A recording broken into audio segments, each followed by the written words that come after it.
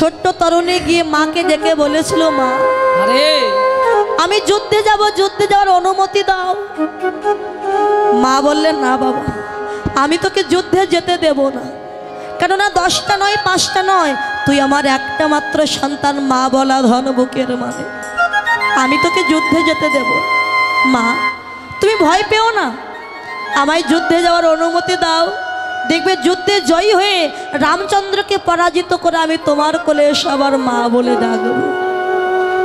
মা সরমা দেবী দেখলেন আমার তরুণীর যে প্রভু রামচন্দ্রের ডাক এসে গেছে, শত চেষ্টা করেও আমি ওকে আর ধরে রাখতে পারবো না, কেননা ভগবানের ডাক যখন আসে তখন কেউ তো কাউকে ধরে রাখতে পারে। আস্তে আস্তে কথা বলবেন না, একটু চুপ করুন। তরুণী যুদ্ধে তো যাবি বাবা, আয় আমি তোকে সাজিয়ে দিই। সাজাচ্ছে কি করে? সর্বাঙ্গে চন্দন দিয়ে রাম নাম লিখে দিয়েছি। মা আমি যার সঙ্গে যুদ্ধ করতে যাচ্ছি তুমি তারই নাম আমার অঙ্গে লিখে দিলে। বাবা এটা হলো মহামন্ত্র, এই মন্ত্র যতক্ষণ তোর অঙ্গে থাকবে ওই রামচন্দ্রের বাণ তোকে স্পর্শ করতে পারবে না। বাবা মা সাজিয়ে তো দিলে অনুমতি দেবে না, আশীর্বাদ দেবে না। কি আশীর্বাদ দিল জানে? কোনো পিতামাতা তার সন্তানকে এমন আশীর্বাদ দেবে না। তরুণীর মাথায় হাত রেখে মা সরমা দেবী কাঁদতে কাঁদতে আশীর্বাদ দিলেন, বাবা তরুণী তোর শিরে কর দিয়ে করি আসিস, তুই এই রাবণ বংশে যেন আর কোনোদিন ফিরে না তরুণী রে।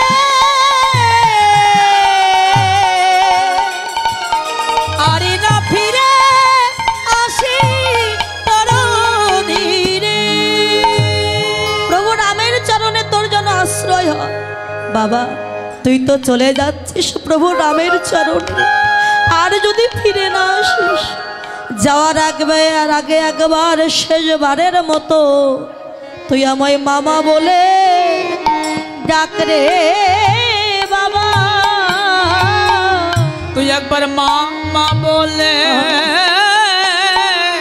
আমায় ডাক রে, আমায় ডাকি রে বাবা।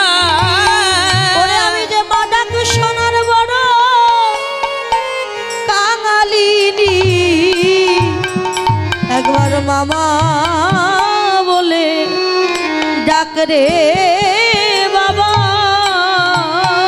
মা ডাকি শোনা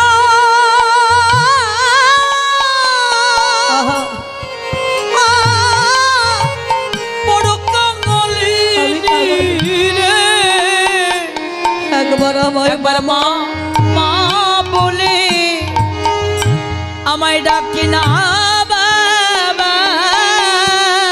একবার মা বলে ডাক, যদি কোনোদিন তোর বদনে আর মা ডাক শোনা না হয়। মায়ের কাছ থেকে অনুমতি নিয়ে চলে গেল তার জেঠুমণি রাবণের কাছে। জেঠুমণি, ও জেঠুমণি, একই তরুণী তোকে এমন করে কে সাজিয়ে দিয়েছে?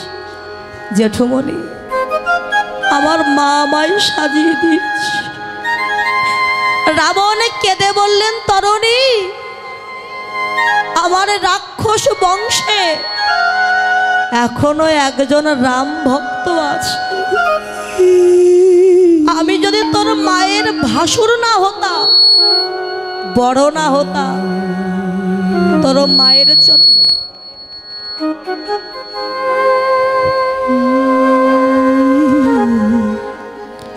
তোর মায়ের চরণে একটা প্রণাম করে আমার এই পাপিষ্ঠ জনম থেকে আমি ধন্য করে নিতাম। তরুণী তরুণী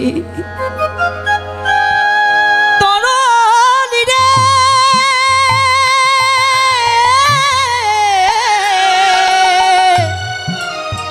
ওরে তরুণী রে। জেঠুমণি আমি যুদ্ধে যাওয়ার জন্য এসেছি, তুমি আমায় যুদ্ধে যাওয়ার অনুমতি দেবে না। রাবণ কেঁদে বলল, তরুণী যা বাবা,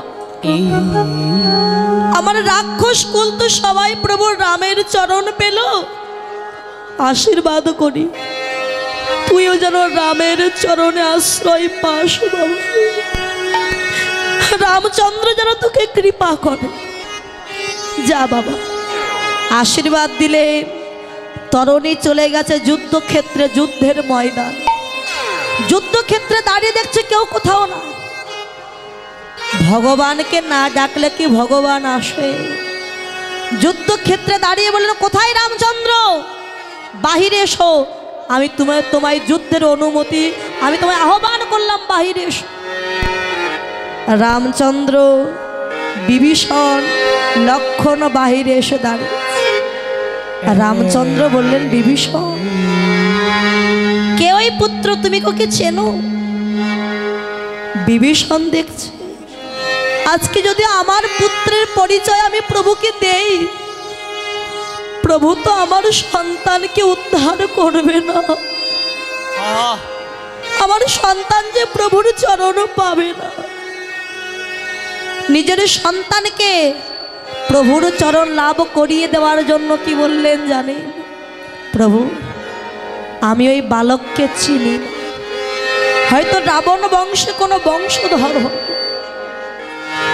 রামচন্দ্র বললেন, বালক আমি তোমার কাছে যুদ্ধে পরাজয় স্বীকার করছি, তুমি তোমার মায়ের কাছে ফিরে যাও। শোনো রামচন্দ্র, বিনা যুদ্ধে আমি জয়ী হতে রাজি নই, তুমি আমার সঙ্গে যুদ্ধ করো। আরে এইটুকু বয়স, এখনো বদন থেকে মাতৃস্তনে দুধের গন্ধ যায়নি, আর আমার সঙ্গে যুদ্ধ করতে চাইছো?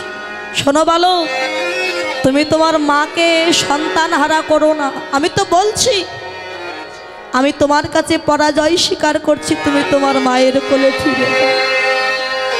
তরুণী সেন বললেন, শোনো রামচন্দ্র, তুমি যদি আমার সঙ্গে যুদ্ধ না করো, আমি তোমার সীতার চুলির মুঠি ধরে টানতে টানতে নিয়ে গিয়ে আমার প্রভু, আমার জেঠুমণি রাবণের বাম পাশে গিয়ে বসিয়ে দেব। কি যত বড় মুখ নয় তত বড় কথা, আয় তোকে আর যুদ্ধের স্বাদ মিটিয়ে। ভক্ত ভগবানের যুদ্ধ শুরু হয়ে গেল।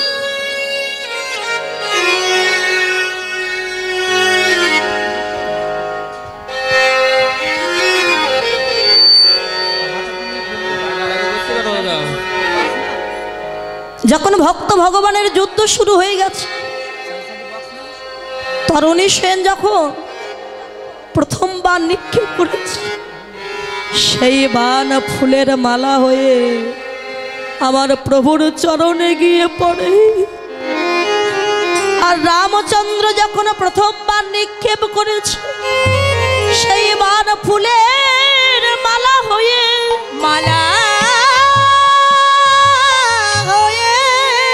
আমার তরুণী সেনের গলায় গিয়ে পড়েছে।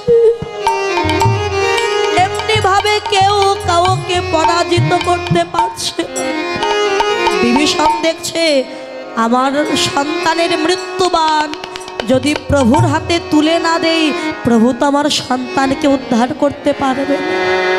প্রভু এই নাও বৈষ্ণব বাণ, এই বাণ দিয়ে তুমি ওই পুত্রকে বধ করো। যেই না বৈষ্ণব বাণ তুলে দিয়েছে, বৈষ্ণব বাণ যখন নিয়েছেন প্রভু রামচন্দ্র হাতে, বাণটা দেখে তরুণী সেন তীর ধনুক মাটিতে ফেলে দিয়েছে। ফেলে দিয়ে এমন করে করজোড়ে দাঁড়িয়ে কাছে আর মনে মনে বলে, প্রভু তোমার চরণে আমায় একটু আশ্রয় দাও প্রভু। যেই না বৈষ্ণব বাণ নিক্ষেপ করেছে, ওই বাণটা গিয়ে তরুণী সেনের মস্তকটা কেটে দেহটা মৃত্তিকার উপরে, মস্তকটা শূন্যের উপরে জয় রাম বলে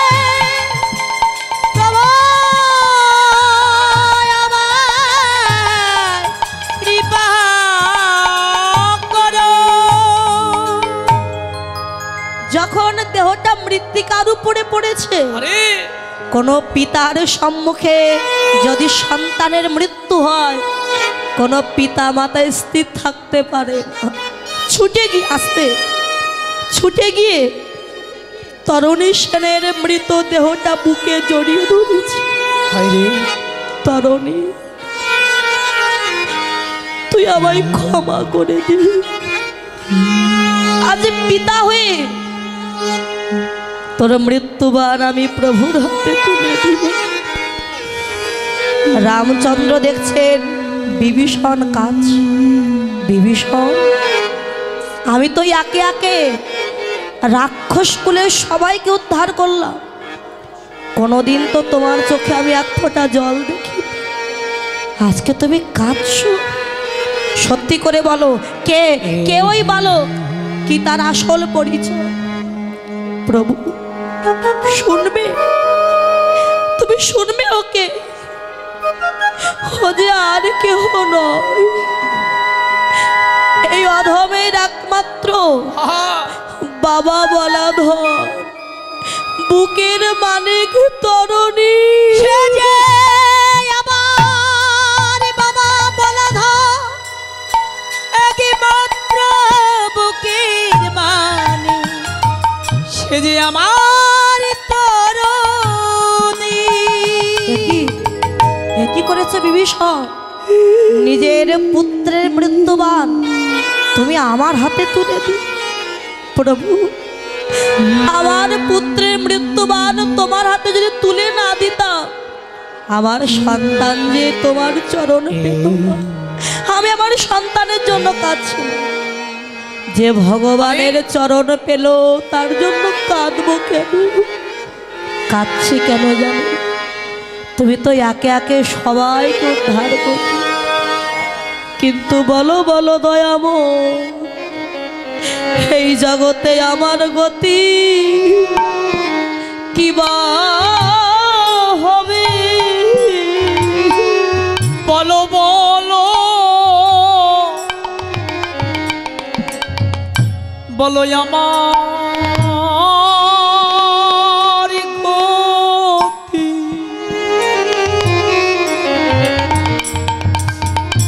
আমার গতি কি বা হবে? বলো আমার গতি, গতি কি বা হবে? আমি যেমন এলাম আরে তেমনই গেলাম।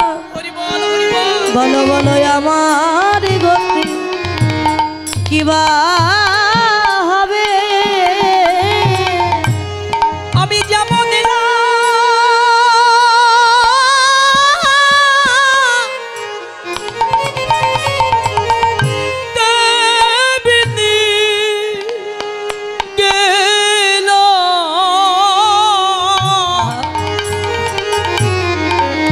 বলো আমার গতি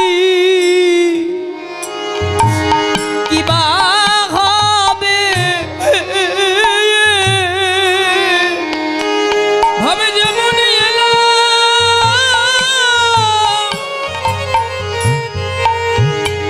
আমি তেমনি গেলাম। দয়া বলো আমার গতি কি বা হবে? আমি যেমনই এলাম তেমনই গেলাম, আমি কি তোমার চরণ পাবো না? কেদো না বিভীষণ, আশীর্বাদ করলাম, একে একে চারি যুগ তুমি আমার কৃপা পাবে। রামচন্দ্র দেখছে তরণী সেনের মস্তকটা শূন্যের উপরে জয়রাম জয়রাম বলে ভেসে বেড়াচ্ছে, মস্তকটা বুকে জড়িয়ে ধরে রামচন্দ্র কেঁদে বললেন, তরণী তুই তো আমার পরম ভক্ত, এ জন্মে তো পাওয়া হলো না তোর সঙ্গ, তাই আগত দাপর যুগে তুই হবি আমার মরম সখা আর আমি হব কৃষ্ণ।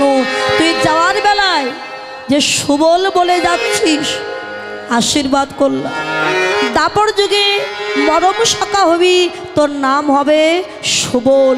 সেদিন তোর মতো ভক্তের সঙ্গ করে আমার জনম আমি ধন্য করে নেব।